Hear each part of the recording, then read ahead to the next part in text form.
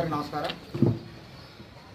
ఈరోజు ఈ పత్రికా సమావేశం ముఖ్య ఉద్దేశం అఖిల భారత కాంగ్రెస్ కమిటీ అధ్యక్షుడు మల్లికార్జున ఖర్గే గారు, ఆంధ్రప్రదేశ్ కాంగ్రెస్ కమిటీ అధ్యక్షురాలు శ్రీమతి శివారెడ్డి గారి యొక్క సూచన మేరకు జై బాపూజీ, జై భీమ్, జై సంవిధాన్ అనేటువంటి ప్రోగ్రాం పార్టీ ఇవ్వడం జరిగింది.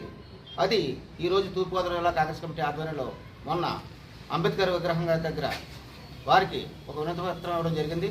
అమిత్ షా అంబేద్కర్ గారిని అవమానపరిచిన దానికి నిరసనగా అమిత్ షా గారు తక్షణం రాజీనామా చేయాలి, దేశ ప్రజలకు క్షమాపణ చెప్పాలని చెప్పేసి కూడా మొన్న ఒక కార్యక్రమం చేయడం జరిగింది. 9వ తారీఖున నిన్న విశాఖపట్నంలో ఆంధ్రప్రదేశ్ కాంగ్రెస్ కమిటీ అధ్యక్షుడు శ్రీమతి శివారెడ్డి గారు ఒక పోస్టర్ ఆవిష్కరణ, ఈ భారతదేశంలో భారత రాజ్యాంగాన్ని అవమానపరిచే విధంగా భారత రాజ్యాంగాన్ని మార్చాలని, ఒక హిందూ ఏజెండాను తీసుకురావాలని చెప్పేసి కేంద్రంలో ఉండేటువంటి మత విద్వేష భారతీయ జనతా పార్టీ ఎన్డీఏ ప్రభుత్వం మరి భారతదేశంలో ప్రజాస్వామ్యాన్ని కాలరాచాలని చెప్పి చూస్తుంది.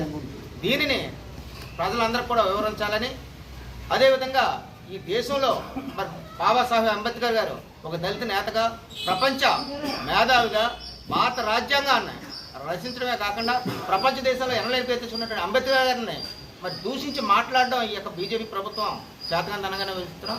దీని తక్షణం కూడా దేశ ప్రజలకు క్షమాపణ చెప్పాలని చెప్పేసి కూడా డిమాండ్ చేస్తున్నాం.